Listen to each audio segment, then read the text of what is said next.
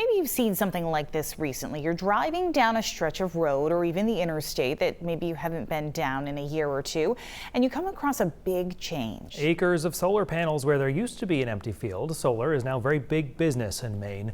And as News Center Maine's Donovan Lynch shows us in our continuing series on Maine's changing climate, it's leading to new questions about how much power municipal governments should have if they want to keep a solar farm from being built. Across our state, large plans for solar development are tempered by local deliberation. Buildings, we all know what happens.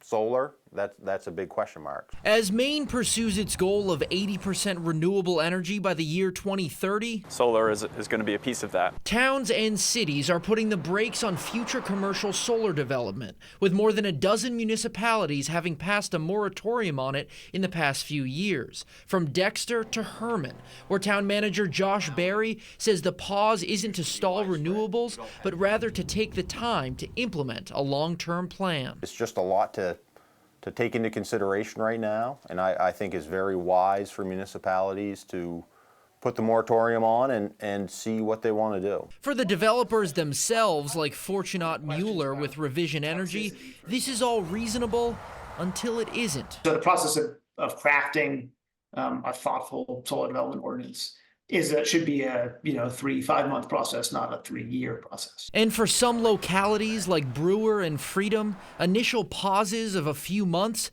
have been extended to last nearly a year. The fact that towns have the power to do this in the first place is tied to a unique legal tradition in our state. And there's a provision that basically gives local governments the ability to adopt their own charters, to establish themselves and run themselves how they see fit. It's called Home Rule, and it's been in Maine since the 1960s. University of Maine School of Law professor Caitlin Caruso says solar moratoria fall into the umbrella of land use, which has long been the business of local governments.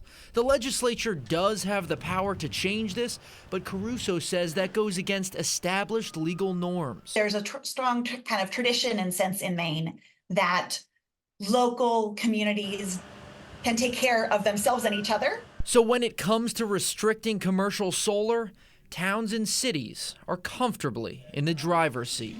Donovan Lynch, News Center, Maine.